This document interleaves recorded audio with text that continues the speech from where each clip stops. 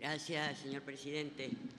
Como acá se han hecho varios análisis, yo meramente voy a hacer algunas preguntas alrededor de ciertos cálculos bastante semejantes a las del almacenero de la esquina, porque verdaderamente un presupuesto muestra la verdad de lo que es un proyecto político, a quién se beneficia, a quién se perjudica, etcétera.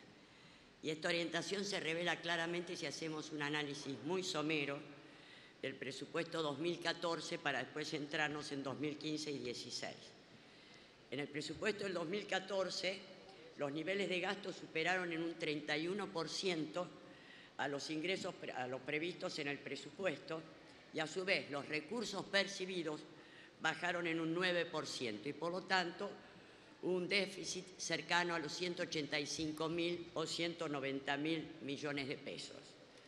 Pero cuando analizamos el porqué de eso, encontramos que en un proyecto que habla de una oposición a las corporaciones, en lo que se hace a subsidios a las empresas, tenemos que han totalizado energía y transporte 178.600 millones, es decir, casi el equivalente del déficit, a lo cual le podríamos sacar el subsidio al transporte automotor y al ferrocarril, que efectivamente se trata de un beneficio para la población, pero eso no llega ni a 40.000 millones de dólares.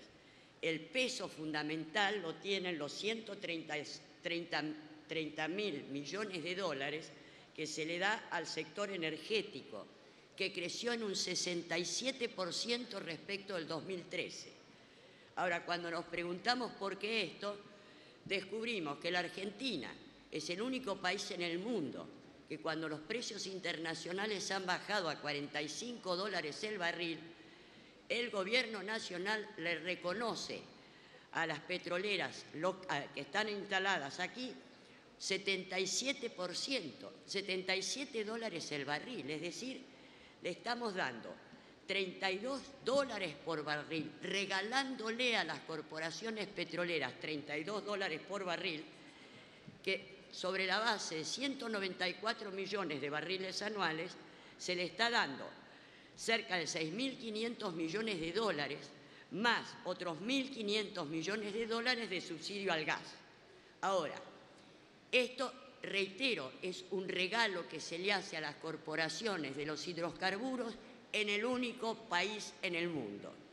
Pero cuando analizamos qué pasa con los salarios, encontramos que mientras el conjunto de las fuentes del presupuesto disminuyeron en un 9%, los aportes de la cuarta categoría, es decir, de la categoría de los asalariados, subieron en un 100%, de manera tal que al no actualizar el mínimo lo imponible, son los trabajadores los que están financiando el 50% de lo que se les regala a las grandes petroleras. Y esto porque acá no se considera el impuesto a la renta financiera. Entonces, con todo respeto, si sacamos ciertas cuentas vamos a ver que hay elementos de injusticia. Por ejemplo, recordamos que en su momento la presidenta Cristina Fernández de Kirchner declaró que tenía $3.200.000 en plazo fijo y que los iba a especificar. Saquemos cuentas.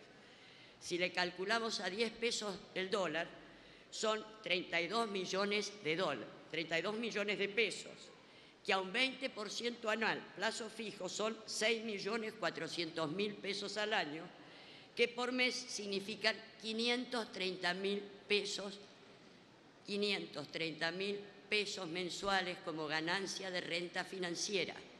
Eso no paga nada, 0 centavos, ni 50 centavos. Ahora, eso sí, un trabajador que gana 15.000 pesos paga impuesto a las ganancias, y un trabajador que gana más de 25.000 pesos paga el 35% de impuestos. Fíjense ustedes que hay datos de la AFIP que hablan de que en realidad las grandes fortunas en la Argentina pagan una alícuota del 16%.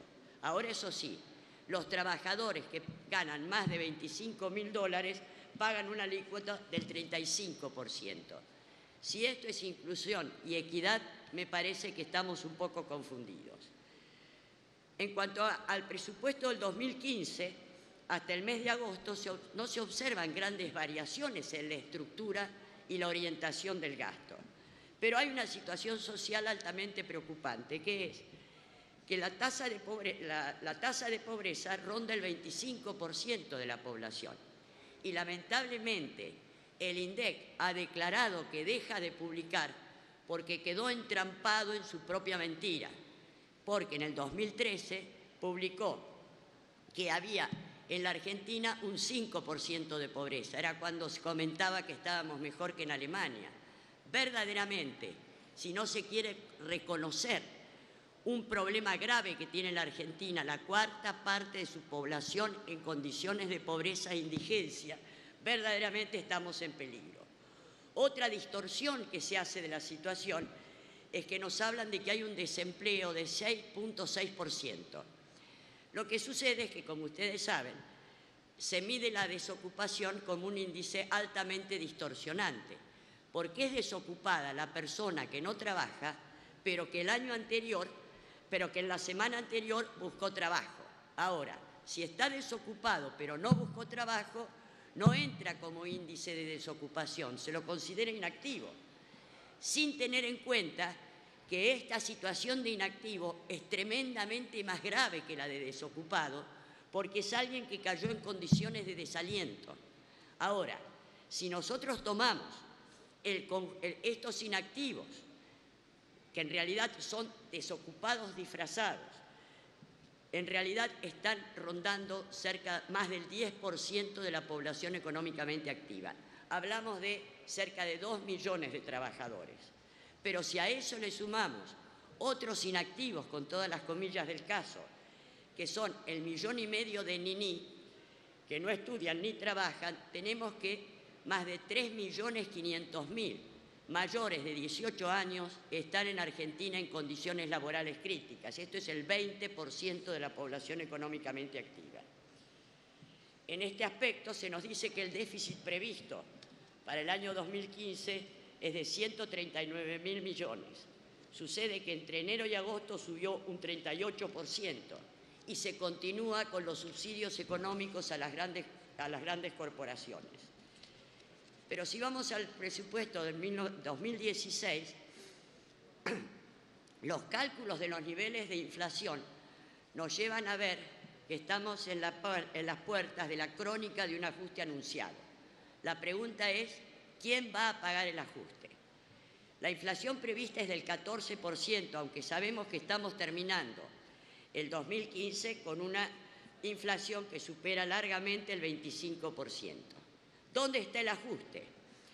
El gasto primario aumentó entre enero y agosto del 2015 un 38%, pero para el 2016 se calcula que solo va a aumentar un 16%. Pero ante la pregunta, reitero, de quién paga el ajuste, la respuesta está en el mismo documento. Por una parte, oh casualidad, no se incluyen los gastos que consideran las actualizaciones en salarios, en jubilaciones y en planes sociales. Y por otra parte, con una inflación prevista del 14%, otro de los rubros en los cuales va el ajuste es aquello que significa en desarrollo social lo destinado a trabajo, va a aumentar un 4%. Es decir, ya estamos hablando de una caída de un 10% en términos reales. En vivienda y urbanismo, más o menos la proporción es la misma, y en agua potable y alcantarillado, con el índice de inflación del 14% también baja.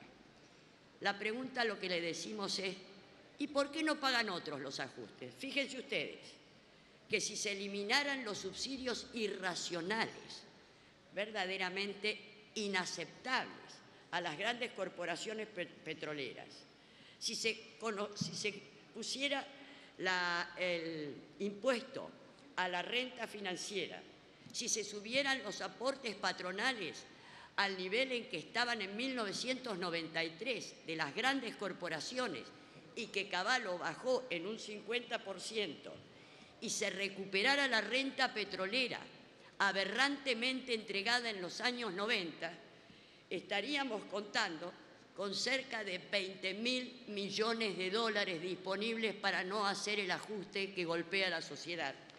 Y al mismo tiempo podríamos redefinir un modelo en serio de país, porque estamos jugando con fuego. Tenemos un modelo extractivista, cuando el Papa Francisco está llamando la atención sobre la crisis ambiental y sobre la población descartable. Nosotros tenemos minería a cielo abierto, y sí, derrama 1 millón de litros en un río, pero dice que no, que en realidad no contamina. La Universidad de Cuyo dice que contamina, pero nos dice, no, está mintiendo la universidad. Tenemos un modelo sojero de los agronegocios con utilización de glifosato que la Organización Mundial de la Salud en marzo de este año determinó que generaba cáncer y deformación en los embriones. Tenemos hidrocarburos no convencionales con el fracking, que como ustedes saben está prohibido en 400 condados de Estados Unidos y en el estado de Nueva York por las secuelas que tienen.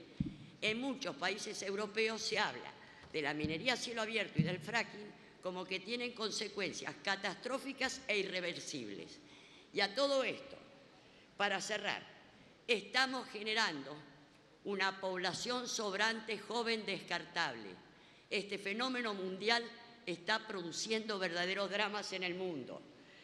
La primavera árabe y los indignados, las migraciones desesperadas de África a Europa, el islamismo extremista, los soldaditos y sicarios del narcotráfico, la trata de personas, el tráfico de órganos, las guerras entre estados fallidos.